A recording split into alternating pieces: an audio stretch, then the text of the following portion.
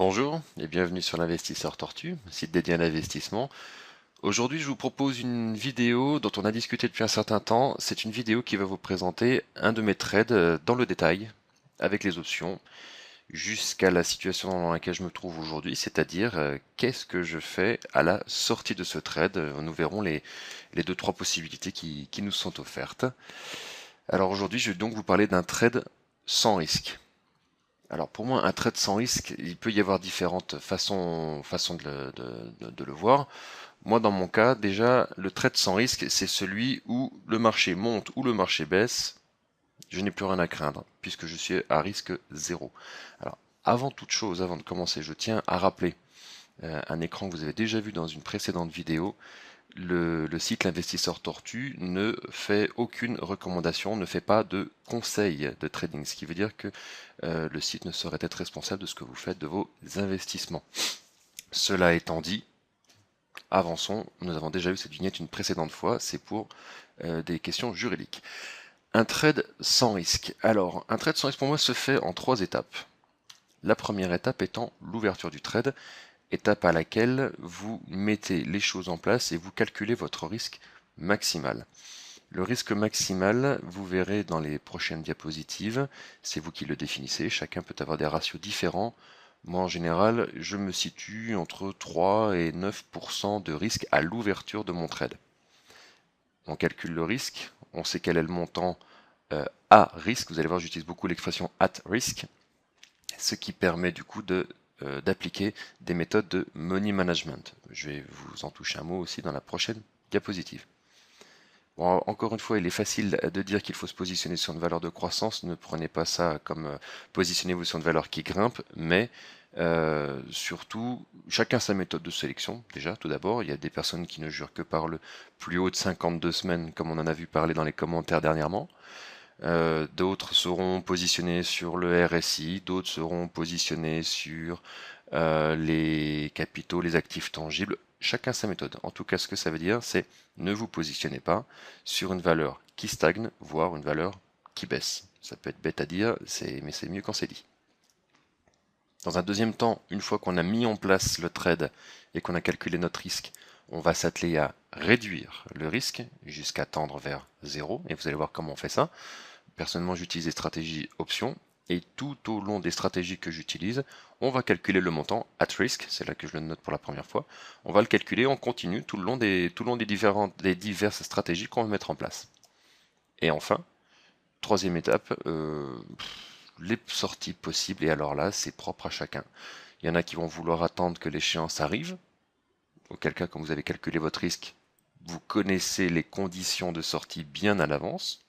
Vous pouvez relancer une stratégie, vous pouvez vendre au marché, vous pouvez, 3 petits points, chacun peut avoir différentes sorties. C'est là-dessus qu'on terminera la présentation à la fin, vous verrez, on ouvrira un petit peu la discussion là-dessus.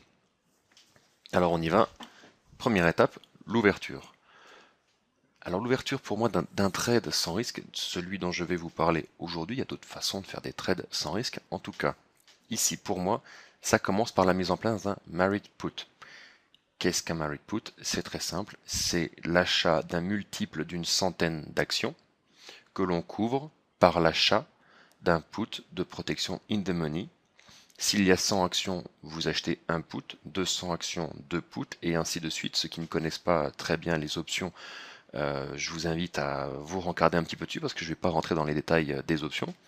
En tout cas, on protège autant qu'on a de centaines d'actions par autant de puts de protection in the money, dans la monnaie. Qu'est-ce que cela signifie encore une fois?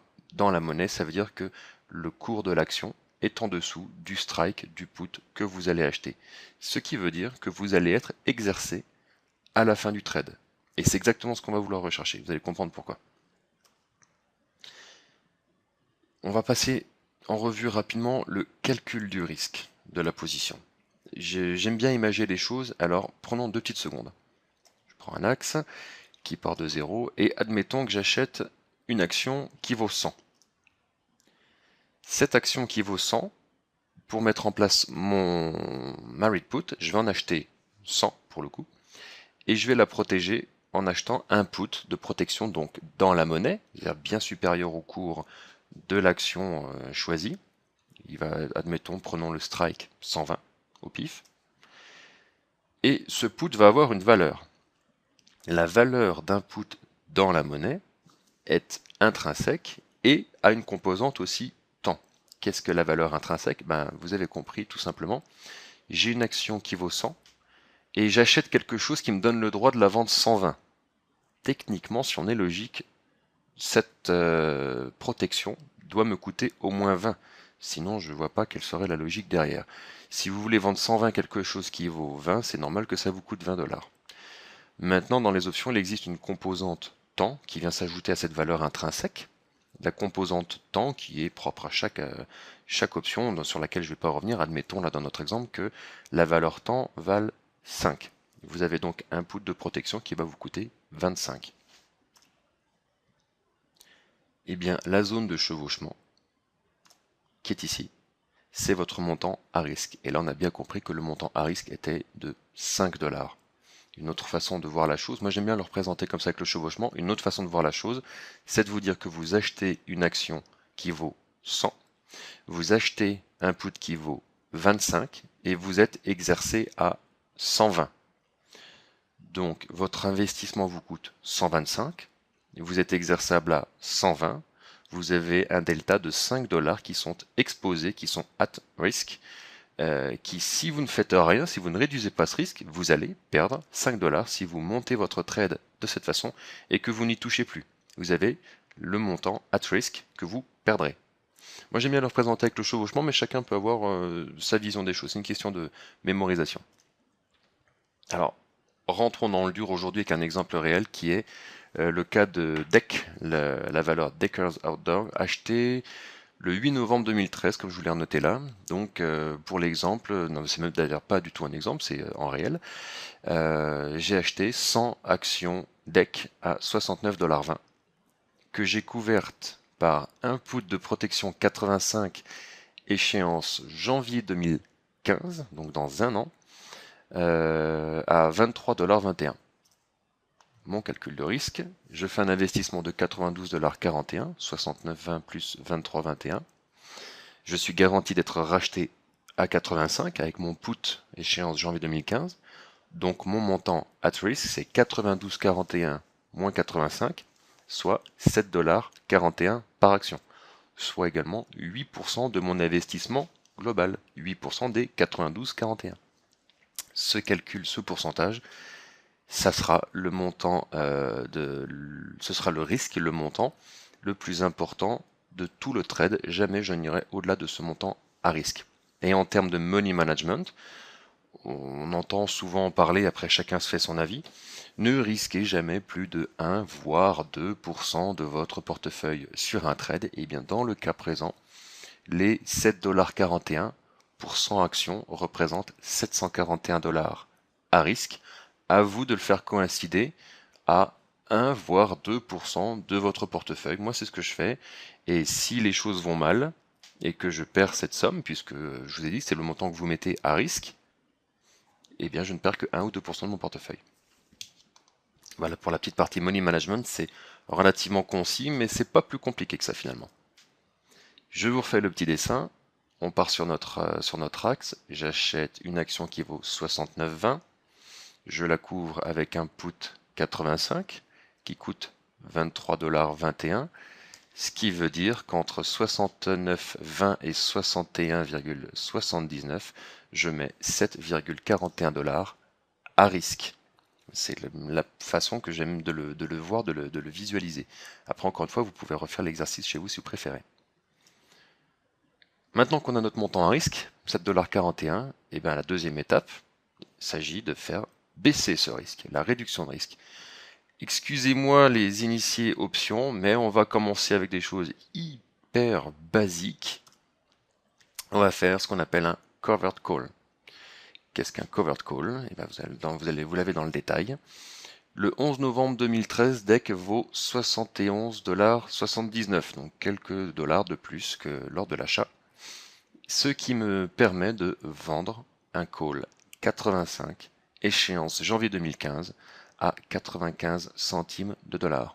Vous avez remarqué une chose importante, le call que je vends est au même strike que mon put de protection. Ne jamais vendre un call en dessous du strike de votre put de protection. Si jamais l'action part à la verticale, à la hausse, vous serez exercé du call avant d'être exercé du put, et là vous allez faire une belle perte. Mais on détaillera ça dans un autre article si vous voulez. Qu'est-ce que ça m'apporte moi dans ma gestion de risque aujourd'hui? Mon nouveau montant at risk. Avant j'étais à 7,41. Là je vais encaisser 95 centimes. Donc je baisse à 6,46 $ at risk, soit 7% de mon investissement.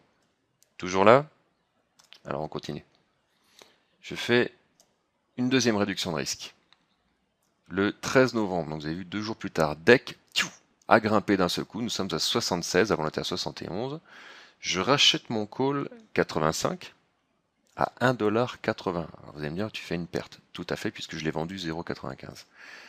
Mais du coup, je vais vendre le call 90 à mars 2014. C'est-à-dire que je vais vendre un call plus haut, d'où le nom de la stratégie roll le covered call. On va rouler le call up, parce qu'on va le rouler sur un strike plus haut.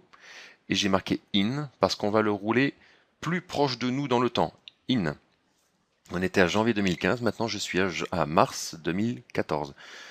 Ce que j'achète 1,80 me fait perdre 1,80, on est d'accord, mais je vais vendre 2,80. Ce qui veut dire que mon nouveau montant at risk, ben je vais encore le baisser d'1 $, puisque 6,46 c'est mon ancien risque. J'ajoute 1,80 de risque, puisque j'ai perdu dessus sur un rachat, et je redéduis le montant de 2,80 qui me fait rebaisser mon risque puisque je vais vendre ce call, donc encaisser la prime. Et donc, mon nouveau montant at risk sera de 5,46 $, soit 6% de mon investissement global. Et je continue. Ceux qui ont des questions, surtout, n'hésitez pas, vous me les notez dans les commentaires en dessous. Troisième étape encore de ma réduction de risque, le 3 décembre. Donc on est à un mois après, en gros, après l'achat, après l'ouverture de ce trade. DEC est à 86 $. Rappelez-vous, je l'ai acheté 69,20. C'est-à-dire que DEC a vraiment grimpé. Je vais rouler mon put in et up. Donc ça revient à faire ce que j'ai fait sur l'écran d'avant. Je vends mon put de protection, 85 à janvier 2015. Je le vends, rappelez-vous, je l'ai acheté 23,21 $. Je vais le vendre 15. On est d'accord que sur cette transaction seule, je vais perdre 8,21 $. Mais je vais acheter un nouveau put de protection. Je ne vais pas laisser mon trade sans protection. Au contraire, je vais acheter une nouvelle protection. Cette nouvelle protection, c'est un put 90 échéance juin 2014 à 13,61 $. Gain immédiat de l'opération. J'ai vendu quelque chose 15 et je l'ai racheté 13,61. C'est-à-dire que j'ai racheté quelque chose moins cher. Instantanément, ça me fait une économie de 1,39 $. Mais attention, mon nouveau montant at risk est très différent ce coup-ci. Rappelez-vous, mon investissement total au tout début était de 92,41 $, mes actions plus mon put. J'ai maintenant eu 3 gains. Le premier covered call, le roulage du call, et là le roulage du put. Donc 0,95 plus 1 plus 1,39 qui me font 3,34 de gains depuis le début de mon trade. Donc mon nouvel investissement total passe de 92,41 à 89,07. Le point le plus important qui vient de se produire là tout de suite, c'est que maintenant je suis garanti avec le put 90 d'être racheté à 90 $ en juin 2014. Ce qui veut dire que mon investissement me coûte 89,07 et je suis garanti d'être racheté à 90 $, quoi que je fasse. J'ai donc un risque négatif. Je vais gagner sur ce trade, puisque j'ai 100 actions, je vais gagner 93 $ si à partir d'aujourd'hui, je ne bouge plus un petit doigt, j'ai un trade sans risque.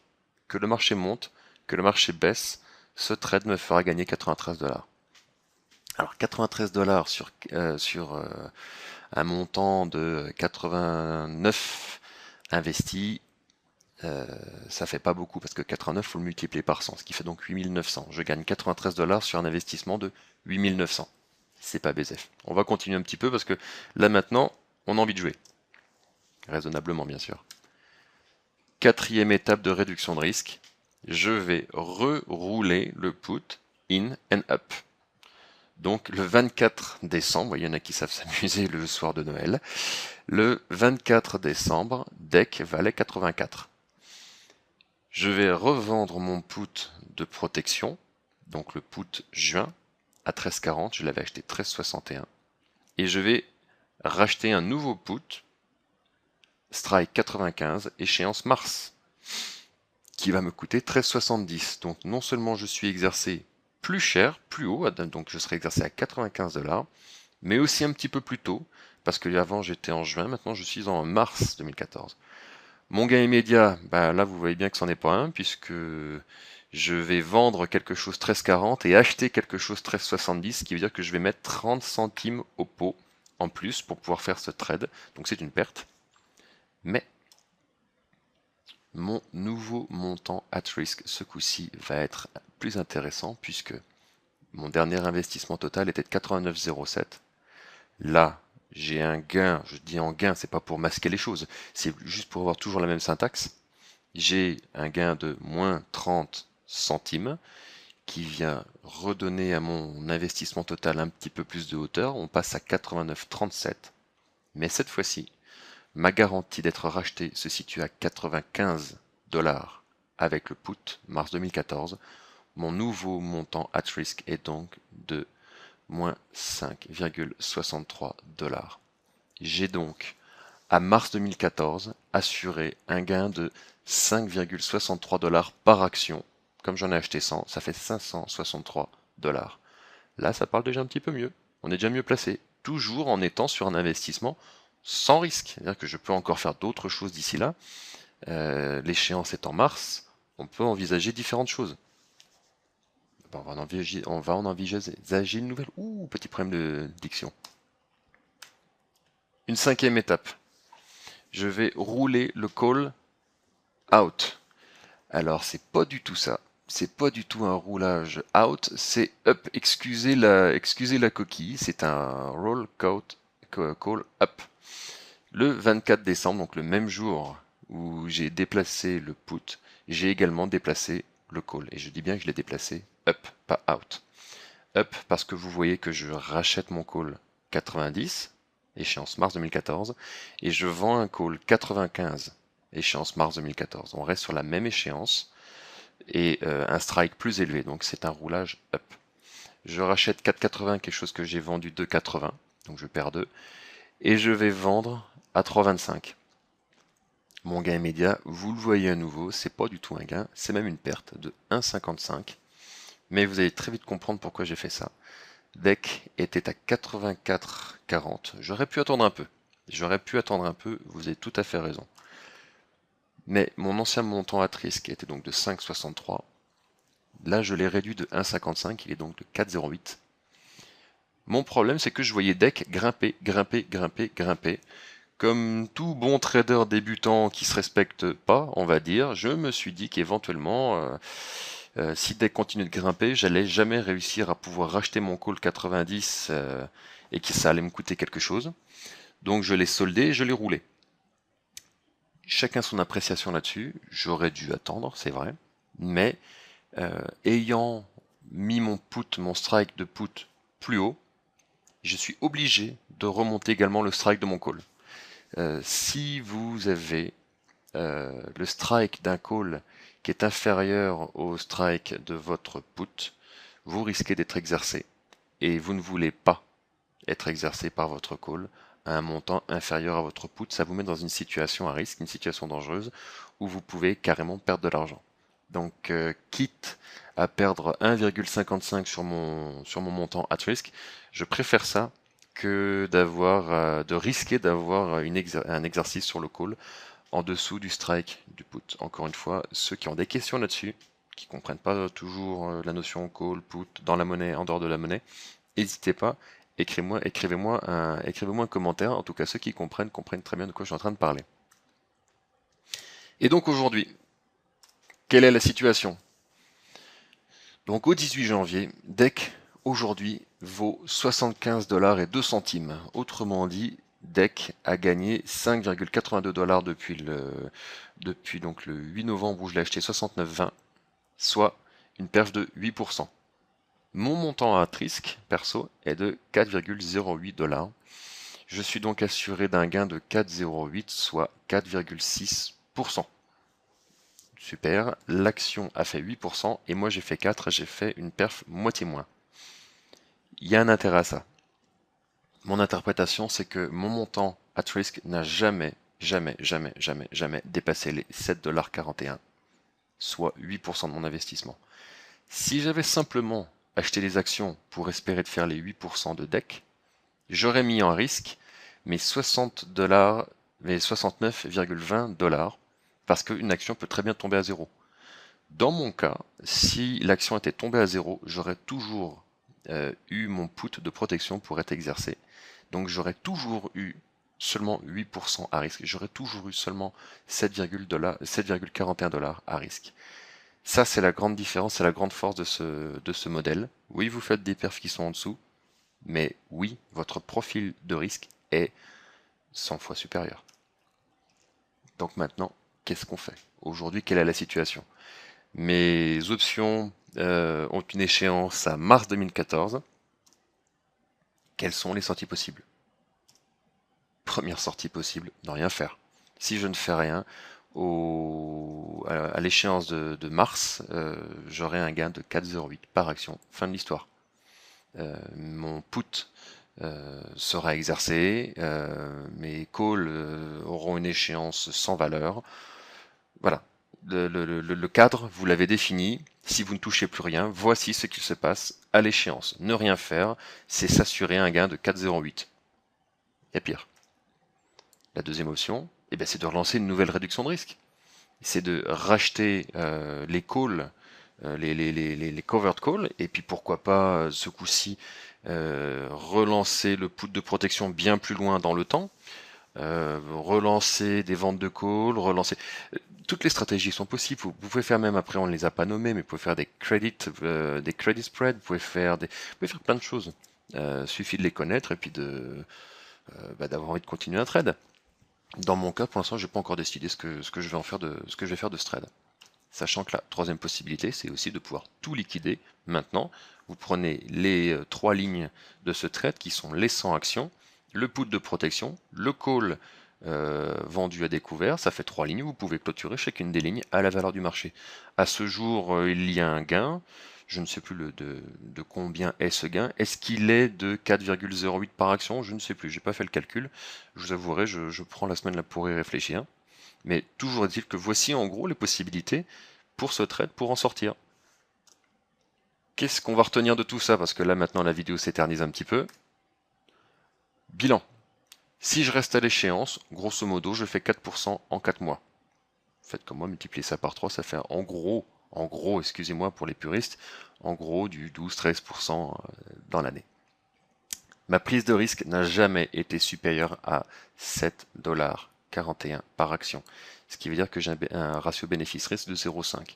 J'ai risqué 2 pour gagner 1, grosso modo. DEC, l'action, a été achetée 69,20.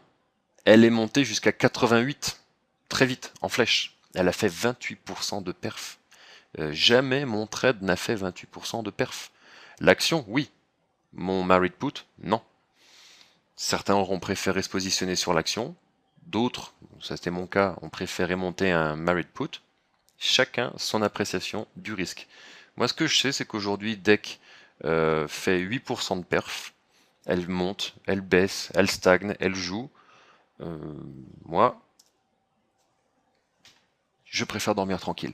Il y a de l'excitation, oui, bien sûr, parce que le trading génère nécessairement quelques émotions.